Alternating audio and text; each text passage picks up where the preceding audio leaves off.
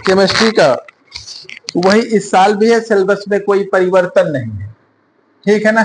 Syllabus में आप देखेंगे तो सबसे पहले जो है फिजिकल केमिस्ट्री का सिलेबस दिया है। फिजिकल केमिस्ट्री में गैसियस स्टेट है, गैसियस स्टेट, उसके बाद जो है लिक्विड स्टेट है और सॉलिड स्टेट है, ठीक है। ये 3 चैप्टर, ये सब पीजीटी वाले ही है, जो पीजीटी का है वही। थर्मोडायनेमिक्स ये भी पीजीटी का है। उसके बाद थर्मोडायनेमिक्स काफी बड़ा जिक्र किया है इन्होंने, गिब्स सब लेकर के। फिर उसके बाद हम आते हैं सॉल्यूशन पर, डाइल्यूट सॉल्यूशन जो हम सॉल्यूशन पढ़ते हैं, विलयन। फिर सरफेस केमिस्ट्री है, इसमें जो एक एक पॉइंट है सिलेबस का उसको देखते हुए पढ़ेंगे। फिर आगे जो है सरफेस केमिस्ट्री के बाद केमिकल काइनेटिक्स है, केमिकल इक्विलिब्रियम है, और आयनिक इक्विलिब्रियम नहीं दिख रहा है लगता है।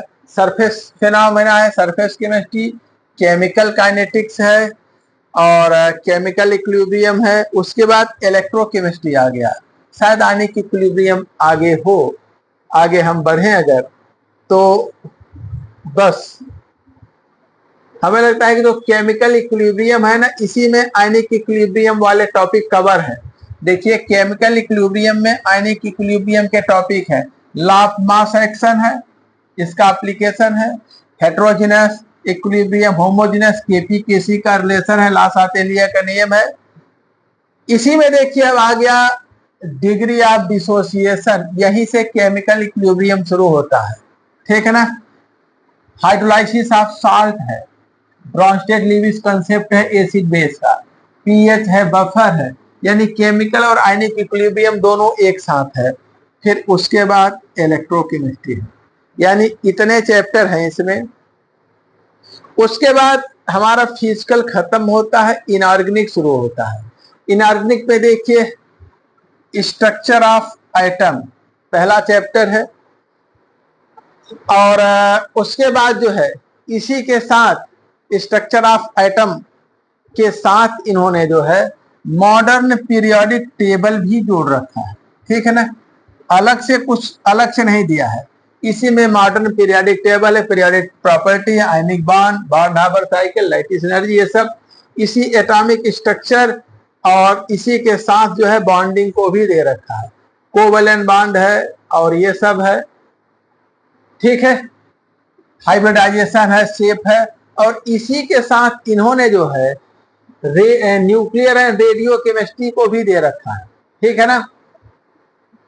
देखिए यहीं से थ्योरी एंड इट्स इन्होंने जो है एप्लीकेशन, अच्छा स्टेबिलिटी ऑफ न्यूक्लियस, यहां से न्यूक्लियस की स्टेबिलिटी और उसका mass defect, nuclear binding energy है, radioactivity, nuclear fission fusion है, कार्बन डेटिंग है। अर्थात इन्होंने एक ही चैप्टर में एटॉमिक स्ट्रक्चर है, पीरियोडिक टेबल है, केमिकल बॉन्डिंग है, और उसके बाद जो है इन्होंने उसी के साथ साथ न्यूक्लियर केमिस्ट्री, इन सब की भी चर्चा कर दिया है, ठीक है। अब आते हैं एस ब्लॉक एलिमेंट आपको पढ़ना है, पी ब्लॉक एलिमेंट आपको पढ़ना है, डी ब्लॉक एलिमेंट पढ़ना है, ठीक है। और उसके बाद जो है डी ब्लॉक एलिमेंट के साथ एफ ब्लॉक अलग से कुछ, हाँ डी ब्लॉक एलिमेंट है। उसके बाद ऑर्गेनो मेटेलिक केमिस्ट्री है, ठीक है ना, डेफिनेशन है। उसके बाद नॉमेनक्लेचर है, क्लासिफिकेशन है ऑर्गेनोमेटेलिक कंपाउंड का। यहाँ पर देखिए डी ब्लॉक में इन्होंने और कुछ जोड़ रखा है ढेर सारा, ठीक है ना। इफेक्टिव एटॉमिक नंबर है, वैलेंस बॉन्ड थ्योरी है, क्रिस्टल फील्ड थ्योरी है, कोऑर्डिनेशन का, किसी में कोऑर्डिनेशन भी जोड़ दिए हैं। उसके बाद फील्ड स्प्लिटिंग है, टेट्राहेड्रल का, ऑक्टाहेड्रल का, क्रिस्टल फील्ड एनर्जी है, सब्स्टिट्यूशन रिएक्शन का, स्क्वायर प्लेनर है।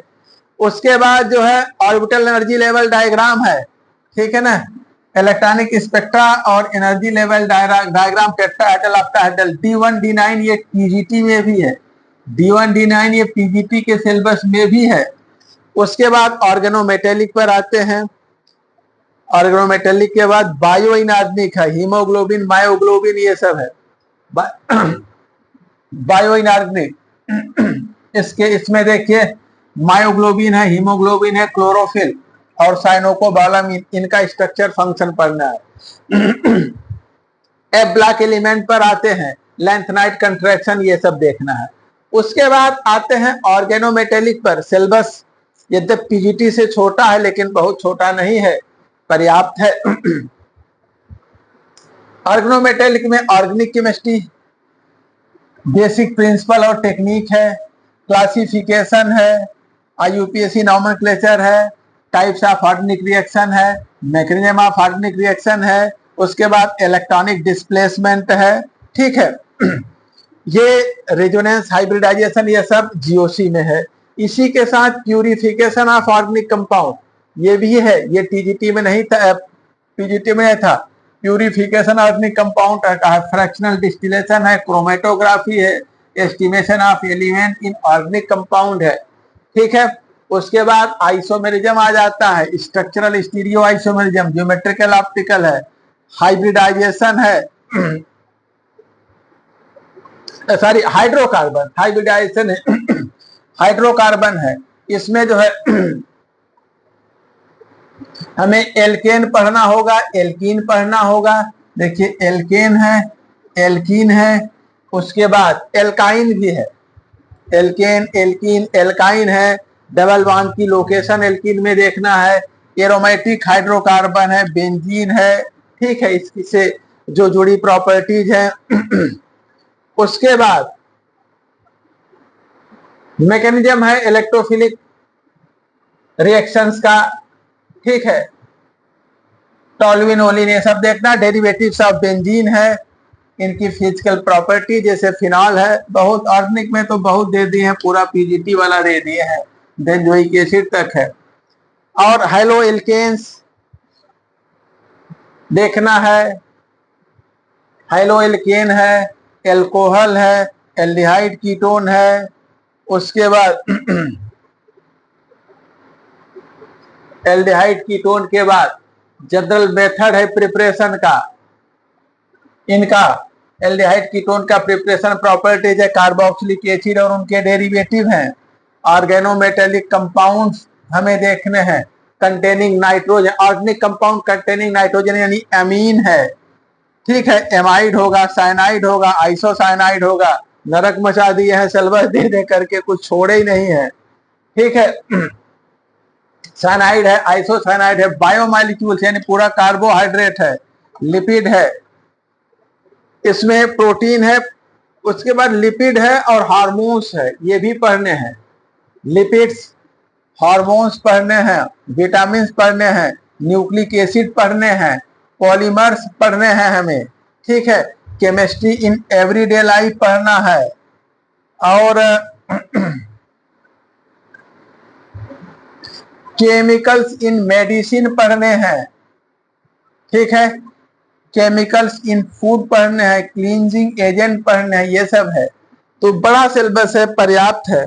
और हम लोग जो है इसकी शुरुआत, हमें लगता है कि आप लोग डिसाइड करिए, वैसे मेरे हिसाब से पहले चैप्टर से शुरुआत करते हैं और सिलेबस के क्रम में एक एक पढ़ते चलते हैं। कंटेंट बहुत बड़ा है, कम नहीं है, पढ़ेंगे एक एक करके तो हमें समझ में आएगा कि कितना बड़ा सिलेबस है। ठीक है ना।